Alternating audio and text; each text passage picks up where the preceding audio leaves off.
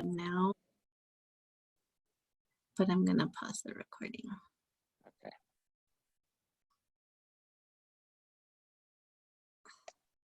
Thank you everyone for coming. We greatly appreciate you being here at our webinar today for Southwestern Southwestern College. My name is Victor Brown, and as you can see, as already spoken, we have Genesis. And today, this is the third part of our webinar series from the Student Employment Services Department at Southwestern College. We're here to help connect you to jobs, internships, employment, various ways to help you get into the career field that you're interested in going into. You can go ahead, Genesis. So as I mentioned before, my name is Victor Brown from Student Employment Services. What I do is I mainly connect students to jobs and to employment opportunities at the Southwestern Student Services Department, which is located in the Cesar Chavez building. We are right on the second floor, going directly up the stairs, directly to the right. We are right there. We have job posting, job opportunities, and we also meet and do one-on-one assistance with resumes, interviews, anything related to jobs, you can hit us up. And I'll let Genesis introduce herself as well.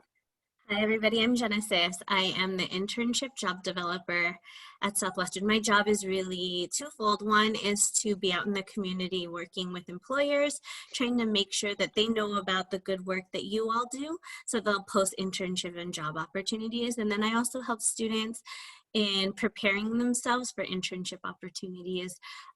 So I help with resumes, cover letters, all that really good stuff too. I also I'm taking the lead on our social media. And so I highly, highly, highly recommend that you follow us on Facebook, on Instagram, on Twitter. We're sharing job opportunities pretty frequently, as well as some career tips and job search advice. So definitely do that. And with that, I think we'll go ahead and get started. Definitely. So first, go ahead. So we first want to start with a poll. We want to just get a little bit of a pulse check and find out how confident do you feel in your ability to perform well in an interview? And so I just started a poll here on the screen. Go ahead and answer this for us. I am confident in my ability to perform well in an interview. Do you strongly agree? Agree? Are you unsure? Do you disagree or strongly disagree? Go ahead and put that information in for me. And as soon as we get a good amount, I'll go ahead and end the poll and share this with all of you. Give it a couple more seconds for more people to participate. Thank you so much for sharing. All right. I am going to, give me just a sec, end the poll and share the results with all of you. So it looks like a good amount of you are unsure, not quite sure if you do well or if you don't do well in your interviews, and that's okay. We have some folks who don't feel as confident, and some of you do actually feel pretty confident in your ability to perform in an interview. And so no matter where you are, and how you answered this poll question, we think we can really help you in at least getting one step above where you feel currently. So I'm going to go ahead and close this poll. You might have to close it yourself on your end as well. All right, so here in, feel free to record Jean-Charles if you can. Yeah, feel free to record. No big deal. I'm recording as well, so you're good. Here we have what I like to call a linear hiring process. I think, pardon me, I think as job searchers, it's really important for, or job seekers, it's really important for you to know what the job search process looks like for yourselves. So you are looking for opportunities. When you find those opportunities, you're applying with your resume and cover letter. If your resume and cover letter are doing a great job, then you are getting an interview. And if you are getting the job offer, that means your interview is doing pretty well. And so I want you all to get in the habit of looking at the job search process as pretty linearly. So if you are applying to 100 different positions but not getting any interviews, that means there's an issue with your resume and cover letter. But if you are getting interviews but you're not landing the job, then maybe there's something that we can do to tweak your interviewing habits so that we can be more successful in landing the job. So today we're really focusing just on that third step on interviewing, but know that Victor and I are here to support you in all of these steps. So we just wanted to do one more question, and you can, before we get into our major content, you can go ahead and drop your answers in the chat box. But what interview questions do you struggle with the most? So go ahead and write them down in the chat box. What are some of the interview questions that you struggle with the most? What are some questions that when you get to the interview, you feel stumped, you're like, oh man, I don't really know how to answer this question. I'm not exactly sure what to do when I receive this question. Excellent. Tell me about yourself. Yeah, so when you get there, they ask you, tell me about yourself. Not exactly sure how to answer that. That's good. And also, even if while we're going through the presentation, if you go through it and you're like, you know, I have some additional questions I'd like to ask, you can hit me and just set up via email. We'll have our contact information. So that's awesome. Salary that you're expecting, that's good. What are your strengths and weaknesses? Those are excellent questions. What is your weakness? Thank you all so much for sharing these. So we're going to talk about later a great way to how you can answer those questions too. If you haven't worked for a time, that's excellent as well. Go ahead, Genesis. Oh, and I'd say if we're going to give you a lot of tips, like Victor said, but if there happens to be one that we glaze over that we didn't cover, feel free to pose it again in the question and answer, and we'll do our best to make sure that we cover that for you. Definitely. So thank you again. Continue to send us the questions, and again, when we get to the towards the end, we can cover some of those. So just a basic overview of what we're going to be talking about today. We're going to describe preparation before the interview. So instead of just showing up to the interview, what you should do before the interview. Me individuals may not know, but there are some things you should do before you get to the interview so that you set yourself up for success and so that you can ace the interview. We're going to talk about strategies to help you perform during the interview, and also following up for for lasting professional impression. So we're going to talk about that. The preparation and the follow-up are very important, not just the direct interview, but the preparation before and after can really help you with securing a position. Great. So these are various formats of interviews that you might face. We're going to talk a little bit about them today, or here now. So you have a telephone web conference interviews, and in most cases outside of COVID, right, and outside of this current scenario, that usually the telephone web conference interview would be the first screening interview. It's usually done by human resources to know whether or not they want to bring you in, okay, for an actual in-person interview. But given our current scenario, we're finding more and more interviews, particularly in this time frame, are focused, right? That they're doing web conferencing, video interviews throughout the hiring process. And so just know that in the past, they used to be just for that beginning stage, and now it's throughout the entire interview process, okay? There's panel interviews. And a panel interview is one where you are sitting in a room and you're being interviewed by multiple people, anywhere usually between 3 and 5 people.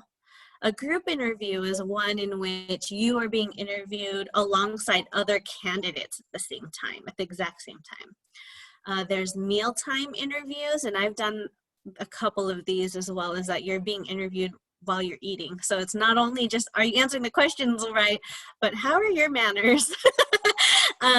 There's also tag team interviews, and tag team interviews are where you're doing essentially an all-day interview or multiple step interview on the same day. So I might meet with HR for the first hour, and then I'm going to be walked over to the hiring manager, and then I might be walked over to meet with the team for a few minutes. So that's what we call a tag team interview.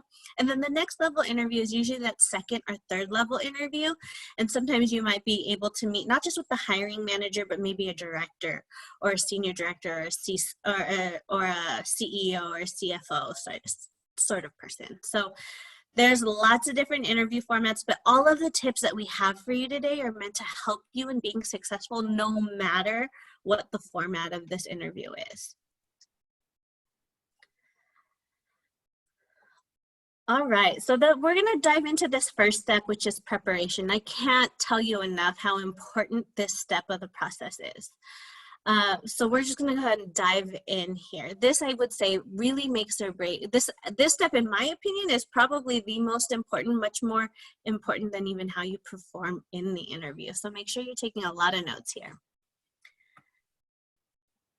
All right, so one more pulse check. We just want to check in with you and see, how are you currently preparing for how did you prepare for your last interview? And I'll be honest here, it's okay. There's no wrong or right answers here. Even if you said I didn't, that's okay too. We just want to know, how are you performing or preparing for your interviews?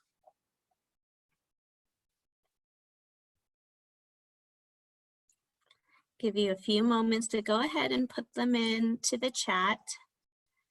How are you currently preparing for your interviews? Anna said she did a little bit of research on the company. That's good. Anybody else do any research? Did anything to prepare?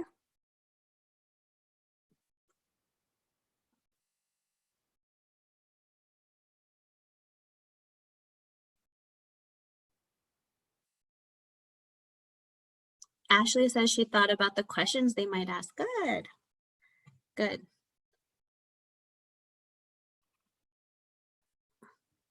Excellent. So going to, in our very first step within preparation, just like Anna said, doing your research, that's so very vital and important. When you're researching, you should also be thinking about, okay, what's your goal in your research, understanding and speaking so that you fit into the company, understand and speak to your fit into the company, why you are a great fit for the company. While you're interviewing for the job and the company, think about it. Am I just applying just to get a job, or am I applying because I feel like I'm a good fit? And if you feel like you are a great fit, showing them why you're a great fit.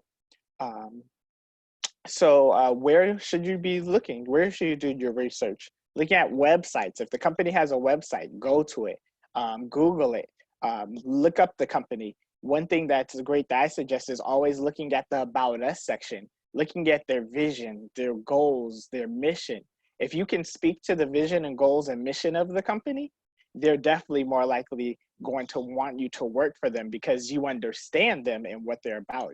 You can also look on LinkedIn. Many companies have LinkedIn profiles. You can get more information, see who's connected to them, the companies, what are the interests that company's linked in, what are the groups that they're connected to. It tells you more about the company so that when you're speaking about yourself, you can also mention the things that you feel are connected to the company. What you want to know. Make sure that when you're looking up the company, make sure that you're knowing their services and products. If you're going to work for Nike and they're asking you, oh, well, what are some of the things about us that you like? You wouldn't say, well, I really like the fish and the Doritos, because those things don't relate to the company. I've had students that they went for a job interview, they had no clue what the company actually did. So of course it didn't look that well during the interview. What are their values? Again, the mission and vision. What type of customers do they have? What type of customers are they? If it's an artistic group, or is it general customer service base that they're providing products for or services for? And also look at their community involvement. That will definitely give you an edge if you know their community involvement as well, and you're able to speak to that. Yeah, I'd say going back to the questions that you all were posing as ones that you struggled with. This is like, why do you want to work for a company? What is it that made you why, why are you leaving your last company? If you're speaking to why you want to work for that company in particular, this is a great way to share, right, what it is that is drawing you to the opportunity. I like to look at not just what's on their website and look particularly at I like really their Google search and their LinkedIn. Many times on the human resources pages, they have like what the other employees are saying, right? And then there's also an opportunity to look at articles that are being written.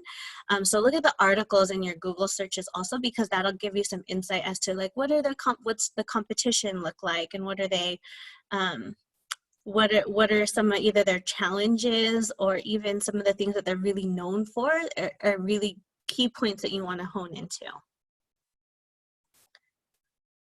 All right, and so know yourself. So you've done a little bit of research now on the organization. That's really, really good. But now we want to know about you and how you fit within that organization. So doing a little bit of research and reflection is going to be really key and important here. I think that when you're looking at interviewing, it's not just about what do you know about yourself? And it's easy for us to say like, oh yeah, I know me, I got this in the bag. But when it comes to why are you a perfect candidate, or what are your strengths, that's really going to require a little bit more reflection and a little bit more digging. I always say, prepare some examples and stories, and I'll share a little bit about this, okay? So, and I'll come back to this. When it comes to your tools, I want you to first start with the job description. That job description is telling you everything that they want to know about. They're telling you everything they're looking for in a candidate. So that essentially is everything you should be talking about, okay? Also look at your resume. I literally do this when I'm applying for jobs, and I even do it in interviews. I'll take that job description, highlight all the things that I've got in the job description. I'll then look at my resume and I'll highlight where I'm talking about all of those things. And so those are kind of key points. We can highlight the experience that you have, the skills that you bring to the table, your personality characteristics that really speak to your strengths and why you're the perfect candidate, okay? Some of you may have a hard time with this. I know it's hard for many of us. I'll speak for myself. In particularly Asian communities, it's not very common or valued for you to be boastful or proud, right? They often are looking for you to be much more modest. And so coming from that background, I know that this might be a little harder for some of us to be able to really use this space to really advocate for ourselves and talk about all the good things that we do. And so I always recommend to my students, do a self-assessment. In the Career Center, we offer choices, 360. Additionally, there's 16 personalities is also an assessment, and that one's free. And it gives you some really good language about what you can say about yourself. So, for example, a lot of people will tell you like, oh, I'm really good with people. But what exactly does that mean, right? So maybe you can say things like, I'm really good at reading the tension in a room. I'm really good about listening and asking pertinent questions, or I really can gauge people's feelings. Those things are much better than saying I'm good with people. So the self-assessment will do that. I also recommend talking to your family and friends and your coworkers and saying, what do you think are my strengths? What do you think I bring to a table? And it doesn't necessarily have to be for a particular job, but it's really helpful to get that insight from people who work with you or are close to you, because they can tell you what it is that they find valuable in you. I will also say this is a good time to start practicing those interview questions. So it's not just about knowing the job description and and looking at your resume and what you bring to the table. Those practicing interview questions allows you the space to kind of handle your nerves a little bit. It's about no longer picking, I say this often, it's not about coming up with the answer anymore, in the seat of the interview, but it's about picking from memory, right? It's, I've practiced this, I've rehearsed this, I've said these things before, I know this about myself, as opposed to trying to come up with it in the seat of the interview. And I always tell my students, have some examples and stories ready to go.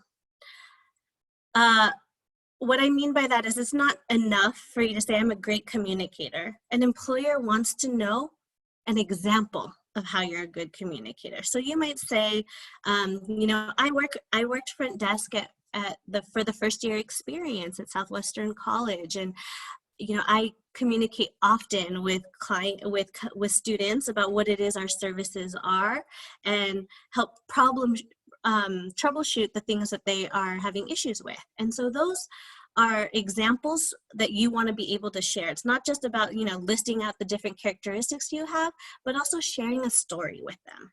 Okay. Yolanda asked, is being confident or assertive a bad thing in an interview? I don't necessarily think so. I think it matters how, right? You don't want to be too aggressive or too assertive, but it's good to be confident, right? Because if that is the one time that it is good to be assertive and confident, because you're the person who is going to articulate why you're fit for the job. And if you don't believe it, and if you're not confident about it, the employer's not going to pick up what you're putting out. Okay. And I've talked a lot. And addressing that with being confident and assertive, you can be confident and courteous at the same time. Absolutely. So don't always feel, I would encourage everyone to not feel that being confident or assertive means that you're being disrespectful to the manager and the employer. You can be confident and assertive. You can say, yes, I believe that. You can say, yes, I'm excellent at when it comes to this skill, or I am awesome at doing this, this, and this. And just really showing them and exemplifying that you are great as well. So I will go to the next part where it says practicing your skills. So this is very important. We already talked about practicing interview questions, but one great way to practice instead of just doing it in your mind is actually practicing in front of the mirror, nonverbal. So you can look at yourself even while you're doing it. Well, if you're not looking at any notes at the time you're actually speaking, that goes back to Genesis' point about going off of a memory.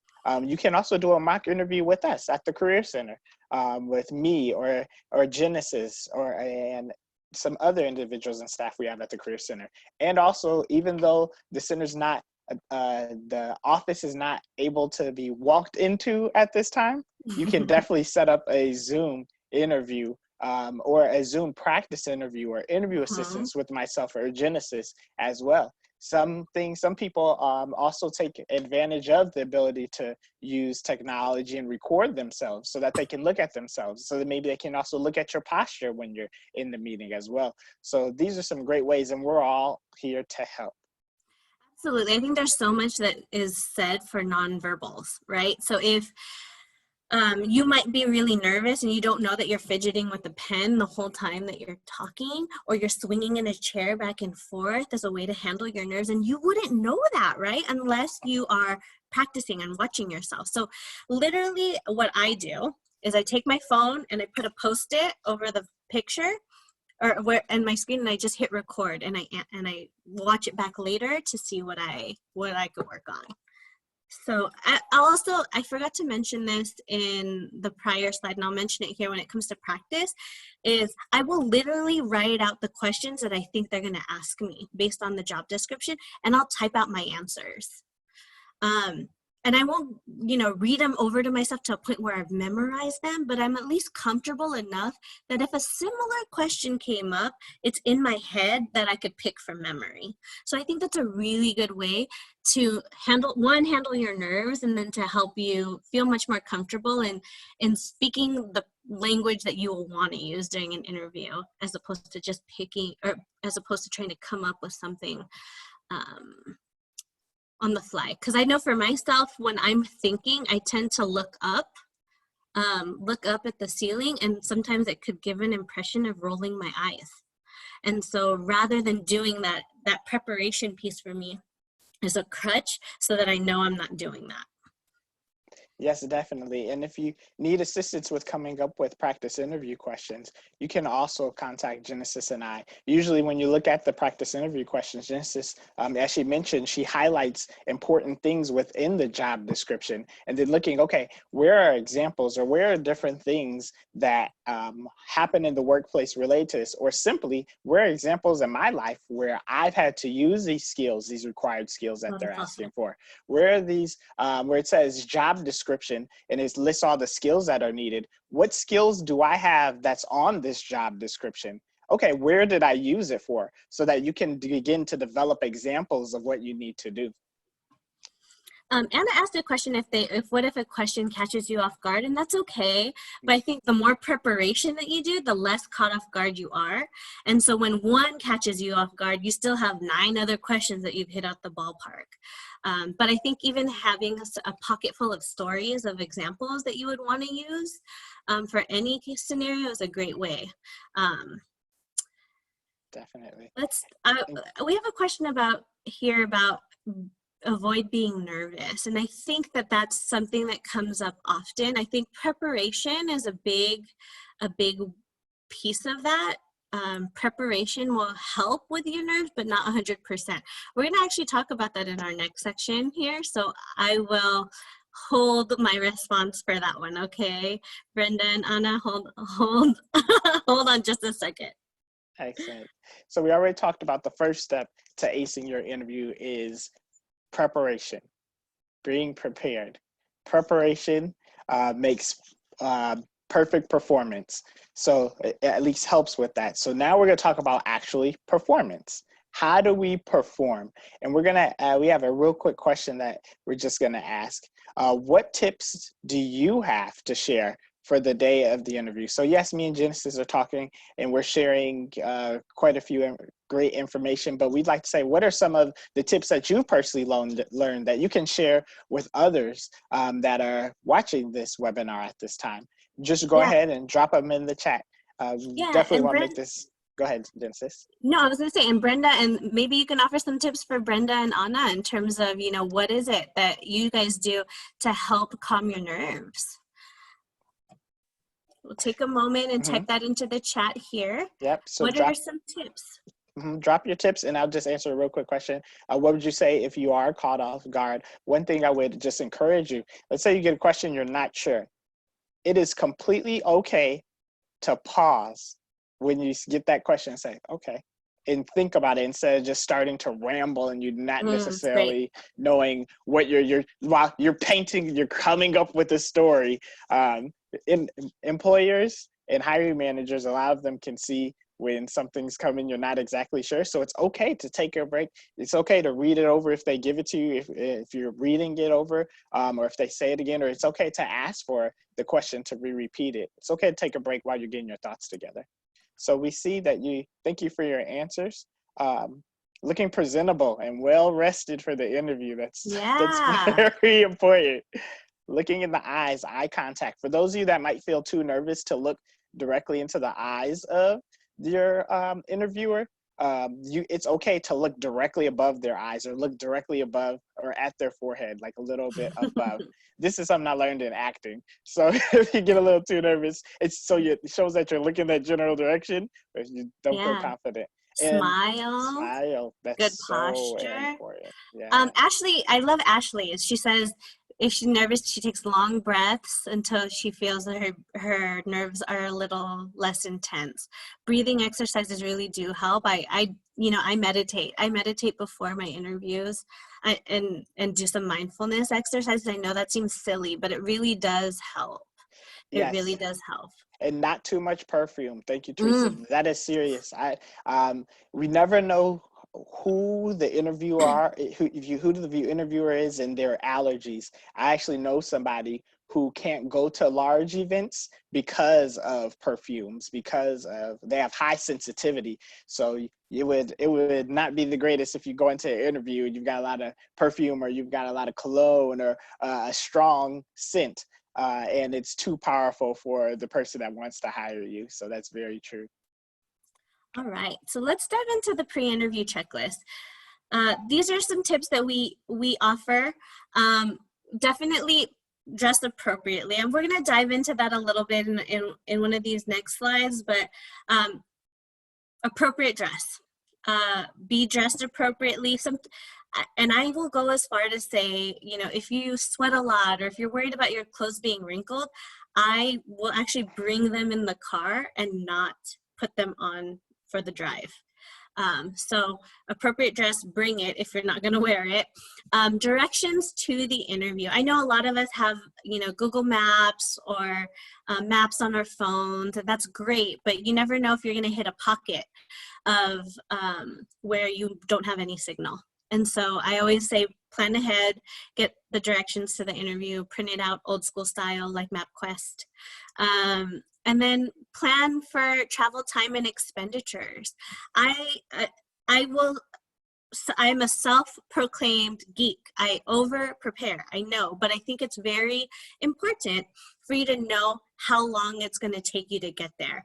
Victor taught me something, and he taught me that you can go into Google Maps and say what time and what day you plan on going, and they analyze the traffic and say, okay, it's going to roughly take you this amount of time at this time of the day, which is great, but I go as far as to even say, give yourself some buffer, right? So some extra buffer time.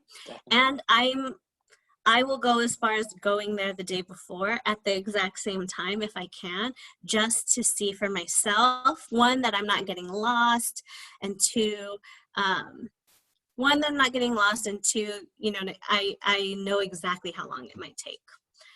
Have a copy of the job posting, have your resume. I always say bring several copies in case you're seeing a panel. And also bring those practice questions that we talked about earlier.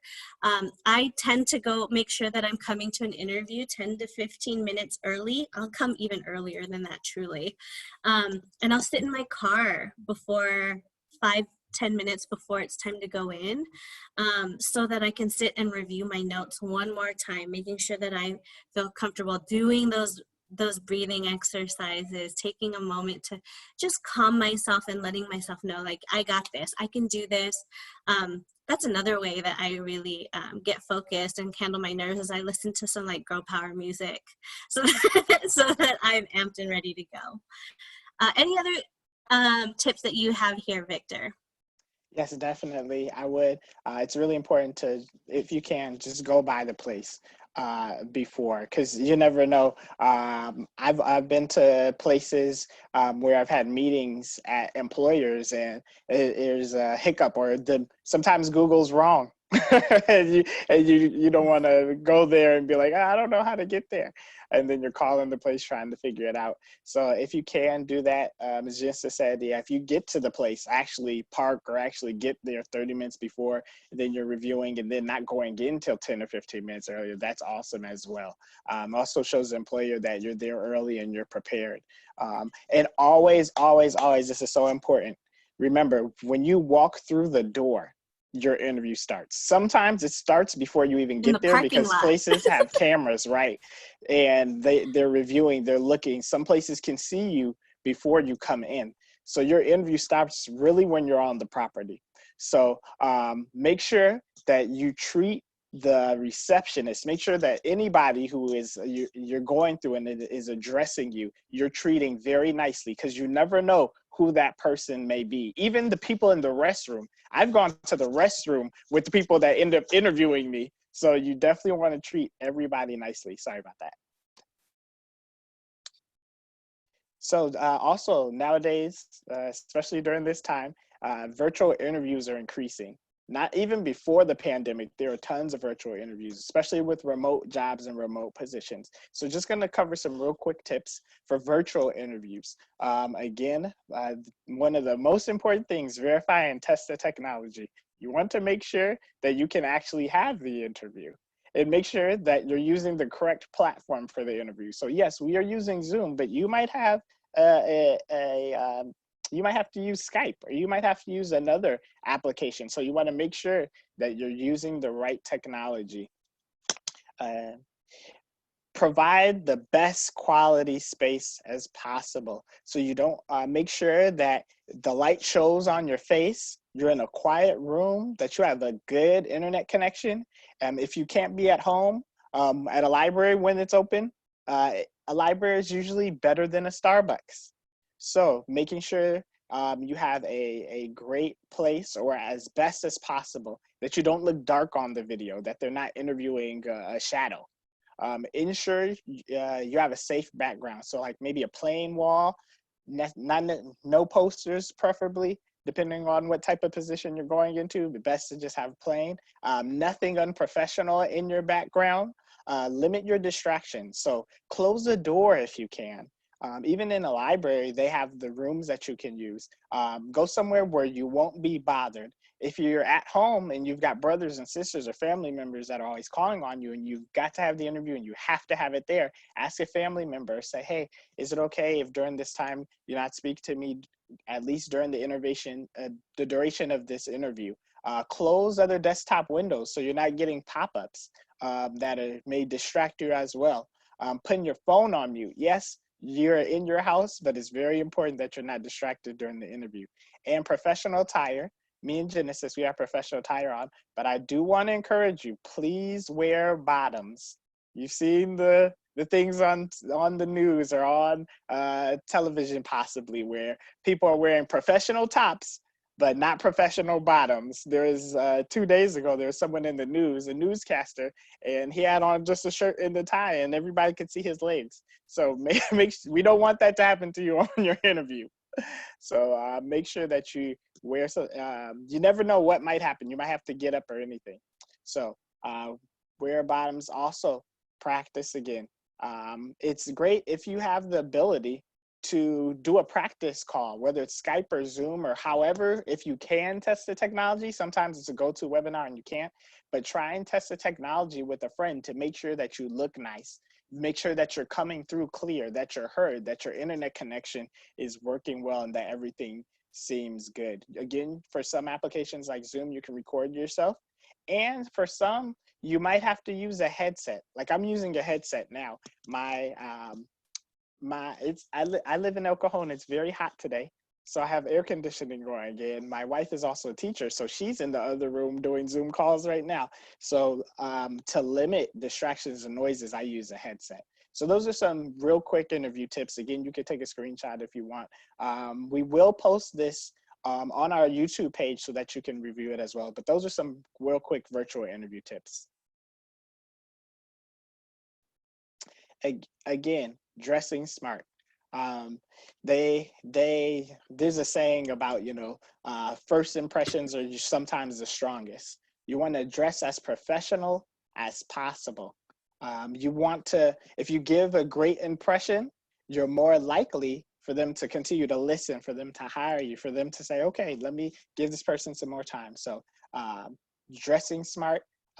It's completely okay. I'm gonna let Genesis talk about this part a little bit because she's got some great information regarding this as well. But yeah, dress the part.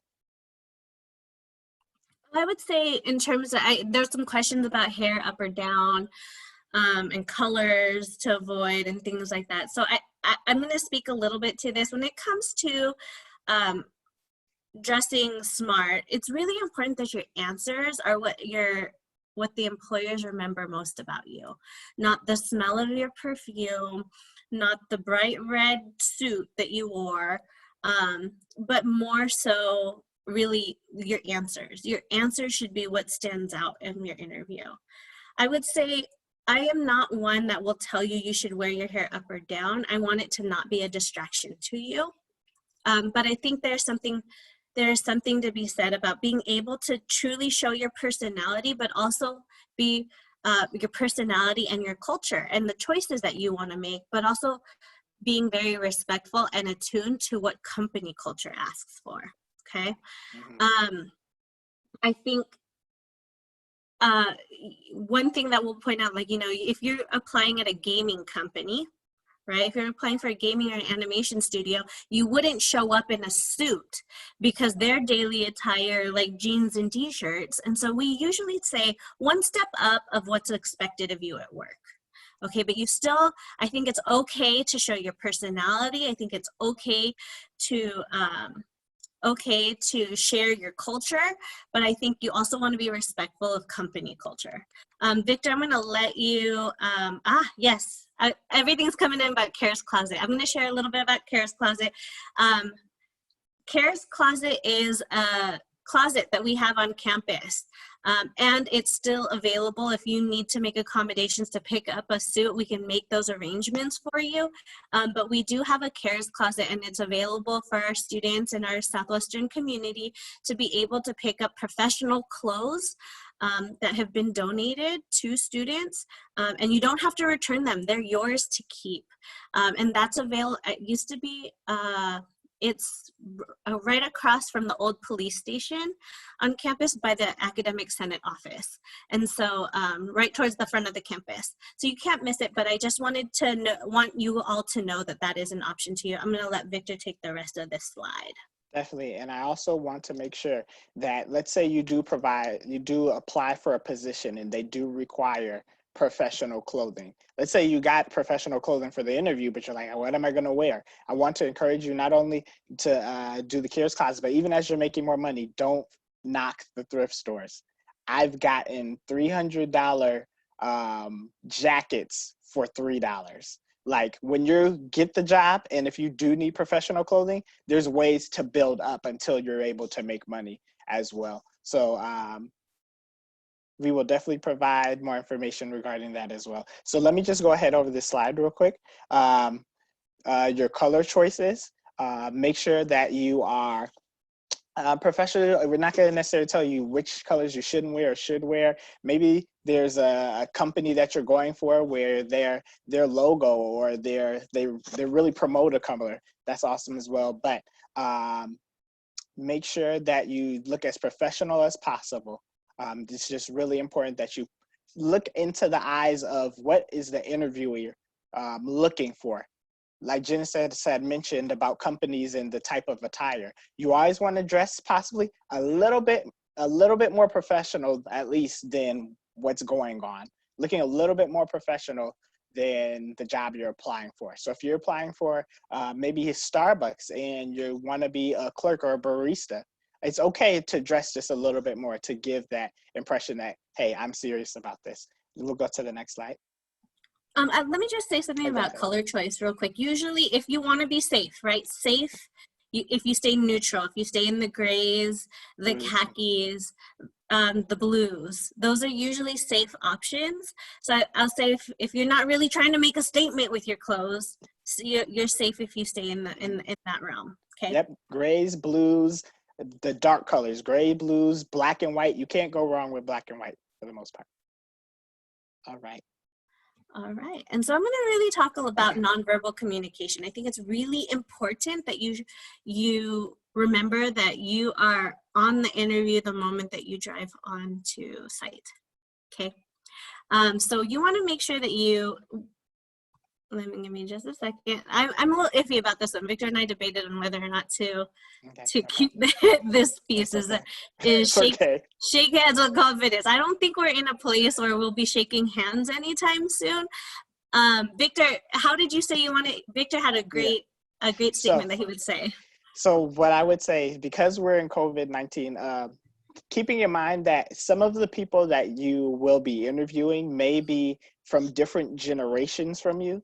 They may be in older generations where it is required to shake a hand, or that's just how it is.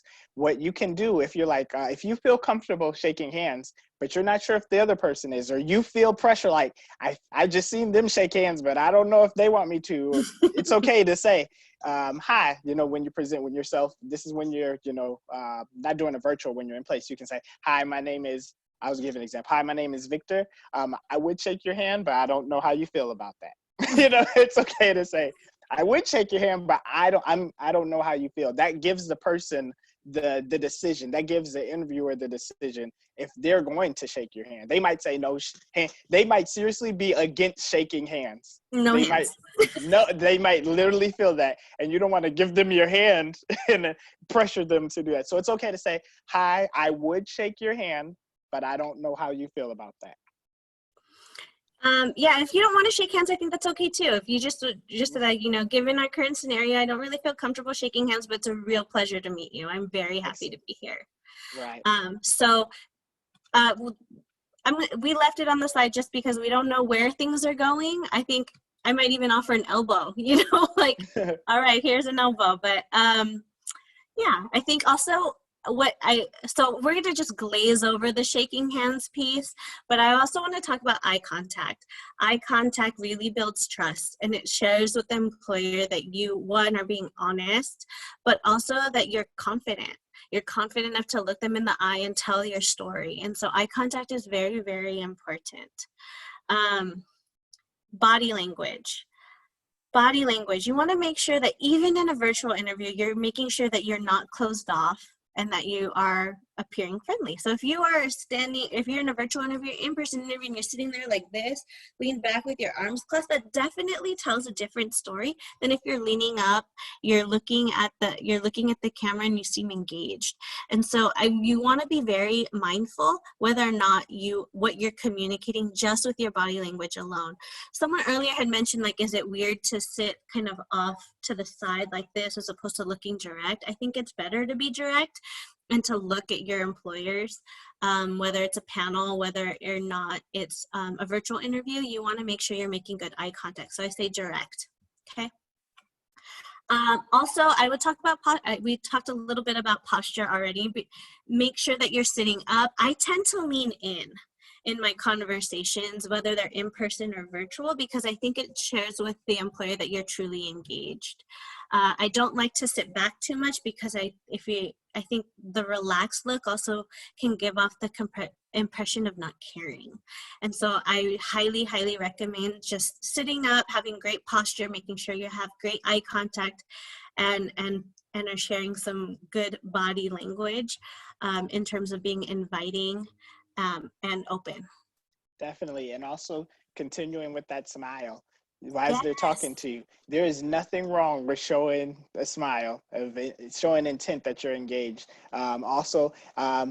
If you feel confident, you don't have to do this. Some people shake their heads when they're listening. Some Oh, yeah. people, that's also just, it's the little things that show that you're engaged that will give you an edge over somebody who's just chilling.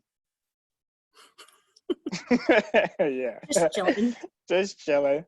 They don't need the position. Anyways, so during the interview, make sure that you treat everyone you encounter on the job site with professionalism. Again, you might go to the restroom with the CEO of the company. You might bomb the interview, but because you treated the CEO well, he asked for you, or she asked for you, or the person asked for you. Treat everyone you encounter on the job site with professionalism. I literally know, and I've spoken with managers who ask the front desk person, what do you think about this person? And then they make their decision on hiring. Tailor all your responses to meet the employer's needs. You might have had a job where you were a great person who fished, but if the employer is more interested in building houses, and you're applying for that job, making sure that even with your responses that you're tailoring them to what the employer needs, not what you want to give, but what they're actually looking for. Be prepared to share your knowledge, skills, and abilities with specific examples. There's no better proof than specific examples of what you have actually done and how you have used those skills. Let's say you've never even worked in a position before or been hired. You can give experience of where you've had to use skills or experiences that you've done. Maybe you volunteered for a company or organization, or done some on the side work, or even with family. Mentioning those experiences. And remember, stay positive. Do not count yourself out. If you think that you're not going to do well, you may actually, it's called self-fulfilling prophecy, not do as well as you think you're going to do. Remember, you got to the interview. You passed up other people who didn't even get an interview. The interview shows that the employer is interested in hiring you. So they've already got some confidence in you. They're already interested. Go ahead and put your best foot forward. You're a lot closer to getting that position than you already think.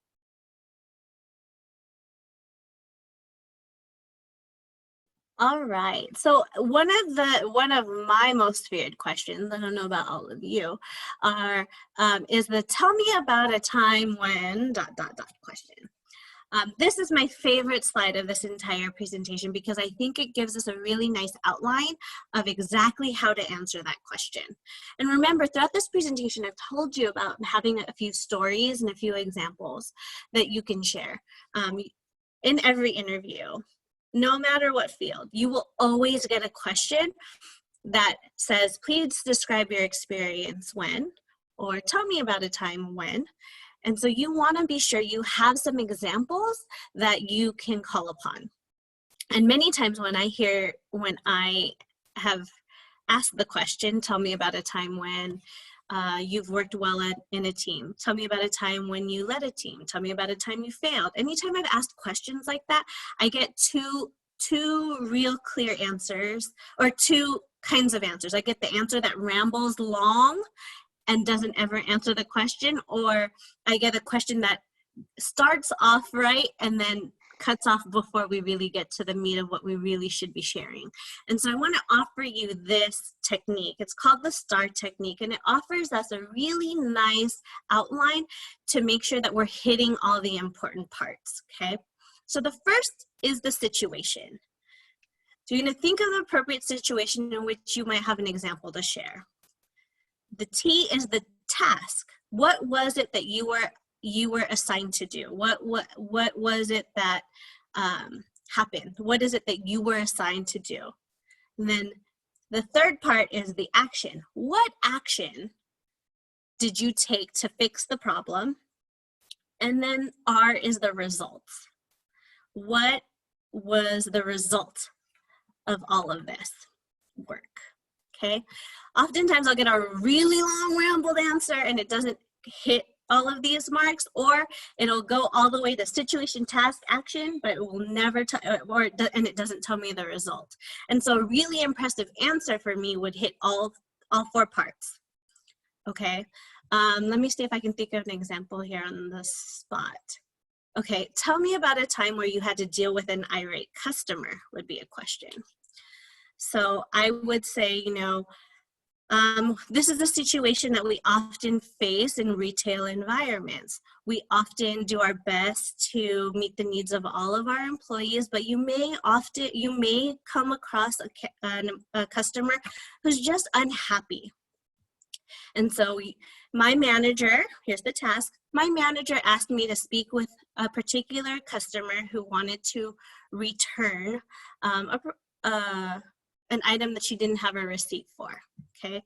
So the action that I took was to really listen to her scenario, address what her concerns are. I spoke, it was against our policy, but I really wanted to make sure that the customer was happy and would be a returning customer moving forward. And so I really worked with my manager to talk about the scenario in particular. And as a result, we were able to issue her an apology, 2, make sure that she got a refund for her product, and everybody left that scenario knowing that the customer was handled happily. She was no longer angry. She felt listened to, and she always comes by and says hi to me every time she sees me when she comes by the store. So that's a really nice way to address all parts of the scenario. You have anything to add there, Vic? Nope, you covered it. Okay. So true. And also, if you need more examples, you can feel free to contact us as well. And we'll gladly help you with how to use the STAR technique also. Yeah, and I think one thing that I'll share is you can often use the same story for multiple questions, right? You don't want to, you might have a particular project or particular thing that happened that would answer multiple questions. That's why I always say have like a pocket full of them. Like I say, have 2 or 3 ready to go, so that you can weave them through your various answers, because you don't know. I said the example I gave you was, tell me about a time where you dealt with an irate customer. It could talk about your community. That same example I said could have been used for teamwork, right? Could have been used for communication. So just knowing that if you just have a pocket full of them, you will be able to address this question in multiple ways. All right. And then, so we really hope that this never happens to you, but should this occur, we do want you to know your rights. So there are some illegal questions that employers aren't supposed to ask. So the Equal Employment Opportunity Act, Federal Act, prohibits questioning pertaining to age, birthplace, country of origin or citizenship, disability, gender, sex or sexual orientation, marital status, family or pregnancy, race, color or ethnicity, religion, salary, history. They can't be asked during the interview. So if you do happen to get this question, some things that you can say, we have some perfect examples here. Interesting, I can certainly answer the question, but can you share with me how this information relates to my ability to perform the job? Now, if you are applying to a position where it's illegal to work under a certain age, usually they will get this information from the application. Now, if you have a criminal record, or maybe you have a some criminal activity on your background, in California, it's actually illegal to ask about the background history until they're able to, until like during the process, like on the application, they can't ask that. And it's not until hiring that, depending on what is being, the type of job, they can't necessarily ask about that. But some things that you can say is, I don't feel comfortable in answering this question if it's related to maybe your gender, sex, or sexual orientation. You can even say, I'm surprised you would ask a question like that. Have you had any serious problems with this issue? All of these questions, all these responses are actually professional. They are not being condescending. They're just simply being professional. So they can't ask you, let's say you finish the interview and they ask you about what type of salary you would like. They can't say, well, what type of salary did you do and how much did you make in the past? We're gonna base it upon how much you've made in the past. You do not have to answer that question. So these are just some questions we just want to put out there so that you are aware that they can't necessarily ask this. And also even in California, recently, last year passed about discrimination within hair. So even if your hair is a certain way and they're asking you questions or different, like, why do you wear your hair like that? Or if you're hired, would you be able to put your hair in a ponytail? Or would you be able to cut your hair? So that's stuff that's illegal. And actually, if you report it, you can get a large payout. But we won't talk about that today because we're talking about interviews. We'll go to the next slide. The last of, I see some of the questions here that are coming through. Javier, you bring a great question about experience, and we'll talk a little bit about that later. I just want to make sure that we're going to hold on to that question till the end because I think it deserves a lot more attention than kind of squeezing it into our presentation.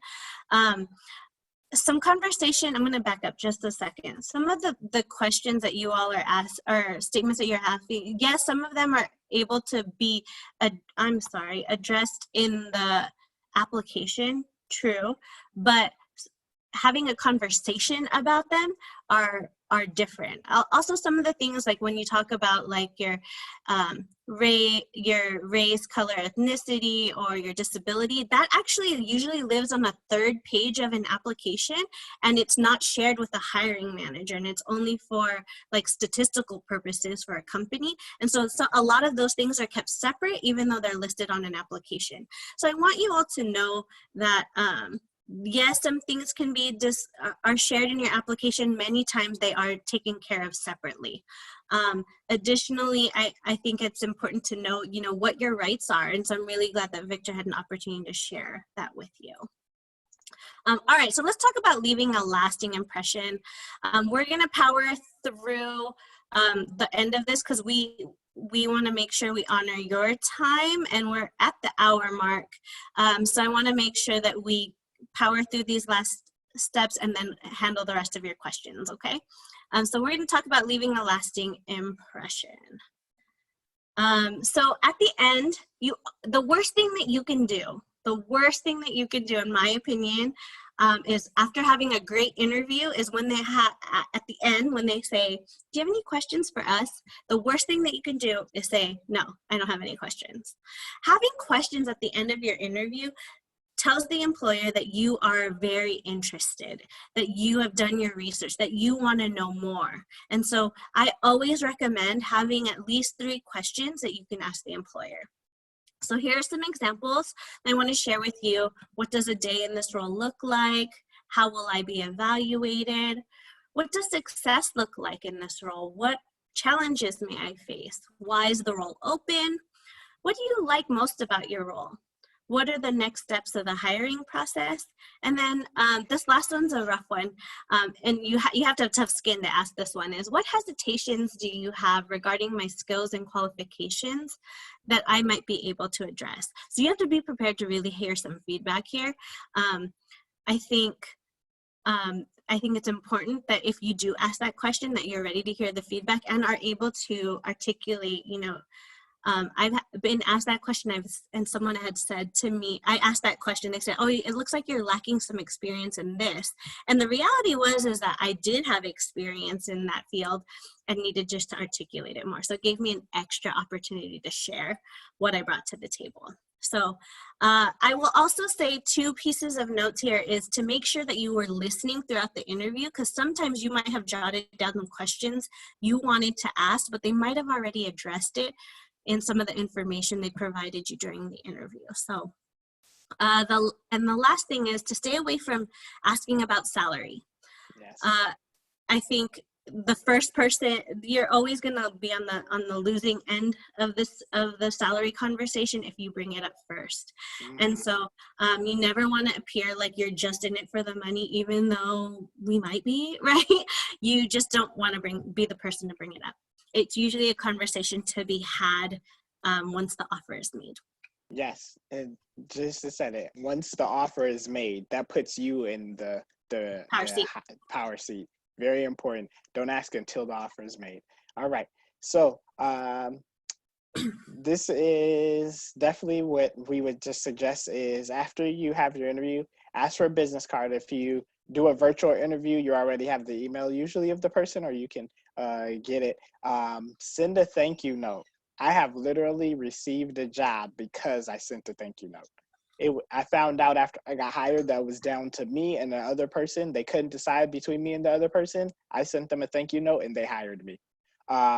So thank you notes are so important. And thank you notes don't have to be elaborate. They don't have to be, $20. It can be something nice and simple where you note that just says thank you. They have tons of them at the dollar store or other places.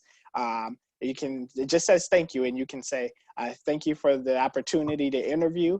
I look forward to hearing from you. I'm excited for this potential opportunity, and something similar and nice and simple. Follow up with the employer. This is also important. You can follow up and say, hi, maybe 2 or 3 days. Maybe they tell you, oh, you'll be hearing back from us in 3 days. And if you don't hear back, maybe on 4th day, just following up, hey, I'm interested in this position, showing the interest again. But definitely, the thank you note shows that you care about the position, that it's not just a regular job to you, that you really want that position and that you're interested in it. And I'd say that thank you notes, mail is best, handwritten is best. Mm-hmm. I will actually have them with me in the car when I go in the interview, and I'll write them out and I'll give it to the front desk to put in the mailbox. And they might not get it till later in the afternoon or the next day, but that saves me a stamp. Yes, that's so important. Drop it off there, then you don't have to worry about it. And then you'll have to remember. Go ahead. Yeah, and email is okay, but handwritten is better because it's just unexpected. Yes. And if you got to do online and maybe you say you're strapped for cash right now, there are free thank you cards. Hallmark.com and other places have nice, elaborate, free thank you cards for online. All right. So in summary, major 3 steps to have a taste interview include preparation, performance, professionalism. Do your homework. Yes. Research the company. Research what they do and what they've done and where they're trying to go. Look in the mission and the vision. Practice, practice, practice. You can never practice too much for an interview. But at the same time, don't go crazy with it. Practice until you feel confident, and follow up. Send that thank you card. Thank the employer. Thank the employer before you leave the room as well. Very important.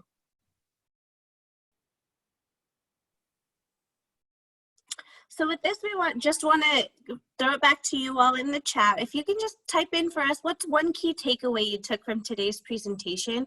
Just want to hear from you. What's one thing that you learned that you want to make sure that you institute into your interview preparation process? Yep, and again, stay afterwards if you would like to ask your questions. We're going to address your questions, but right now we do want to know what's one thing you're going to take away from this. It's not quite over yet. Yeah, it's not over. I don't want you dropping out yet without having your questions answered. So thank you, card. Awesome. Thank you for sharing. Anything else? Star technique. Yeah. Yes. There's some great videos on that too. Yay! Star technique. Yeah. Number one way. Asking employer questions. Good. Confidence. That's I love half it. the battle. Confidence. Half the battle for the interview. True. Keep them coming. I'm reading through this. I'm also going to put up here on the, I'm going to go ahead and open up that second poll here. Similar question as earlier. I want to hear from you all. Now that we've shared some information with you, how confident are you feeling in your ability to perform well in an interview with all the information that you know now? Handwritten, thank you. That is sample questions. Also, you can even Google sample questions online. I will, just as I get it, but there's there's quite a few different online jobs boards where they have sample interview questions and people's responses for certain positions as well. Great. I'm so happy, you guys. Look at what you said. You are feeling much more confident in knowing how to perform well in an interview. Thank you so much I'm glad that this was helpful to you. Just to review, we are here to help. Here is all of our contact information. I see if someone's looking to record themselves too. That's great. Go ahead and contact Victor or myself if you want practice with your interviewing. If you have particular individual questions that you really want answered, you can shoot us an email or give us a call. We are happy to help. Again, follow us also on social media. We have our Instagram and Twitter here, but we're also on YouTube. We're also on Facebook. So you can follow us and we'll share lots of tips and employers who are hiring right now. Yolanda, we can absolutely help you with resumes. Amy, can I set up a mock interview? Absolutely. Email Victor or myself, or you can just email us at SES, Student Employment Services, SES at swccd.edu, and one of us will be happy to take that on for you. I wanted to also address the question about, I know I told Javier to hold tight. He had a question. Thanks, Victor, for writing that in. He had a question about experience. A lot of the questions that he hears in interviews has to do with experience. And some of you had talked about having no experience, and that's okay. You can speak to you can speak to volunteer opportunities. You can speak to the community work that you're doing. But I would say also to look at your transferable skills. There's projects that you've worked in your classrooms, right? Group projects that you've worked with others in the classroom. There are transferable skills. So within the job description, you're going to see things that say, we're looking for someone who has experience in this. If you don't have that experience, don't sugarcoat it or pretend that you do. It's okay to say, for example, I want someone who is really skilled in using Access, okay, Microsoft Access. Coming into my job, I didn't have any experience in that. But this is what I said. I said, I haven't actually worked a ton in Microsoft Access, but what I've done is I've worked in Excel.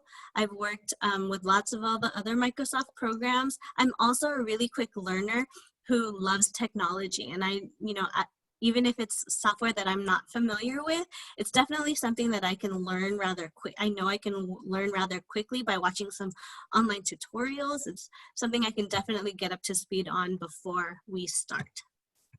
So Definitely.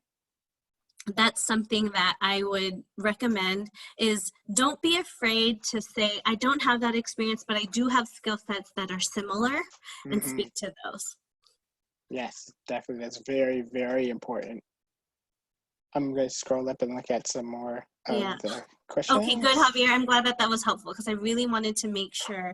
Oh, and thank you, Anna, for sharing that there is a computer literacy class that covers those programs. So that's very, very helpful. Thank you guys for being here. I'm glad that that answer helped you. Any other questions before we end today? We want to make sure we get those answered for you, because I can almost guarantee you that if you have it, somebody else has that question too. If you get the question, I see someone asked, why are you looking to change jobs? So if they ask you directly, why are you, it kind of goes with salary a little bit, not necessarily, but you can say, talk about why you like the position that they have here. If they ask you, why are you looking to change jobs? You don't have to talk about anything negative about your position. And I would suggest that you don't speak negatively of any position, of any person. Let's say you quit a job because the manager was getting on your last nerve or was doing something crazy. Do not say that during the interview.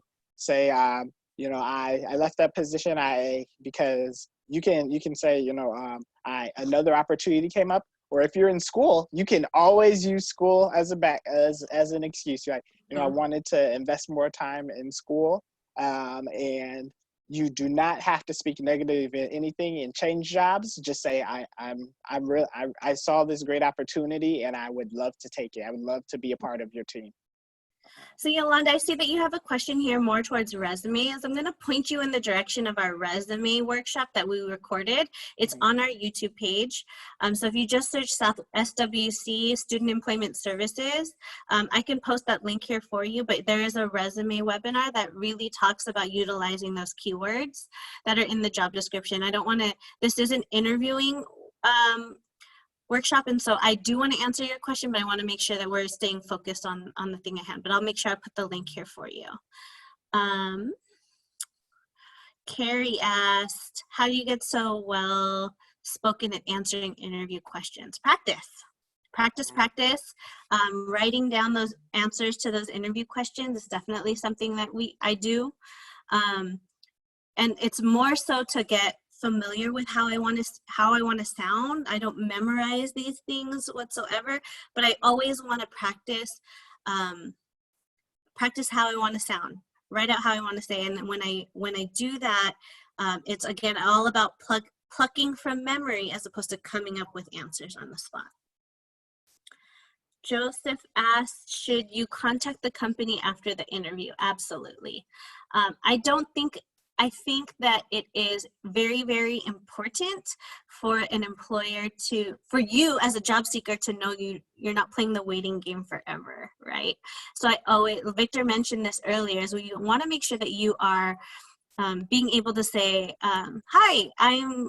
Hi, it's Joseph. I was just calling to see if you had made a decision yet. And if you had and I wasn't the candidate, I'd love some feedback to see what I could have done differently. One, that's feedback for you, and two, they know you really are hungry for the position.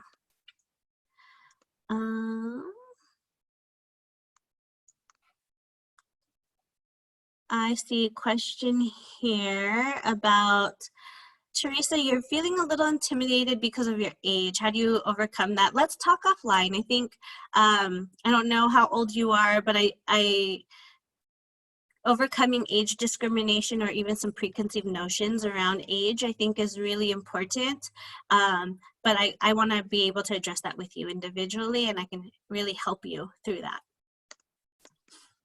Javier, in your last interview, they asked me how much I made in my last job. How should I answer that? You shouldn't. You absolutely shouldn't, because it's against the law in the state of California. They are no longer, as of January 2018, they are no longer allowed to ask you how much you made in your last position. So you are not allowed to answer that. So you can say it's against law. I can't answer that for you. And if they continue to pressure you, you can seek an employment lawyer. That's kidding. Sorta, not kidding. Sorta. Sorry, not sorry. Anna. Okay. Let me see. I'm going to read it out loud because I start strong with a smile, but I tend to smile less once I'm fully interested in the information provided. So my face can shift to serious, but oftentimes my stare is a bit strong and I have to look away because I can tell the interview is becoming bothered. What should I do without seeming like I'm uninterested? Oh yeah. So too much eye contact is a bad thing too. And so I'm okay with actually looking away for a second as if I'm thinking, or looking down. I remember, Victor, I hope you don't mind me sharing this, but when Victor interviewed for his role, he took a second to pause, right? And he actually looked down for a second. And I thought it was really good because it showed me that he was really thinking about it and wanting to invest. So it's okay to look away. You can break eye contact with the employer, right? You can look away and come back to them once you're answering the question. Good. Javier is asking about being overqualified. Should I hide my education for some jobs? It's interesting. I'd like to know more about your background before I could answer that question. So feel free to connect with Victor or myself offline. Again, our contact information is here on the screen for you, and we can definitely discuss it. I have a hard time, I think Victor and I agree, like we have a hard time answering these questions in a larger scenario because everything really depends on you as a person and depends on your particular scenario. And what I might tell you, Javier, might not work for Yolanda or Ana. And so I want to make sure that we are really specific to you. Again, I'm not going to answer too many questions about resume today. I want to make sure we're honoring our time about interviewing. So I see some questions about that. And I think we've addressed a lot of these. So with that, everybody, if you have additional questions, again, please do connect with Victor and myself. I am so happy that you all joined us today. Victor, any last words for you? Thank you so much for joining us. The fact that you decided to get on this webinar shows that you were really invested and also that you're trying to set yourself up for success. So be confident. You're going to be able to do this. You got this. And you know that you have a team of people who are there and willing to help. Me and Genesis are on your team. We got your back. You're going to ace those interviews. Awesome. Everyone have a great afternoon. We will make sure to send you the recording tomorrow. Okay. Have a great one, everyone. Bye. Bye.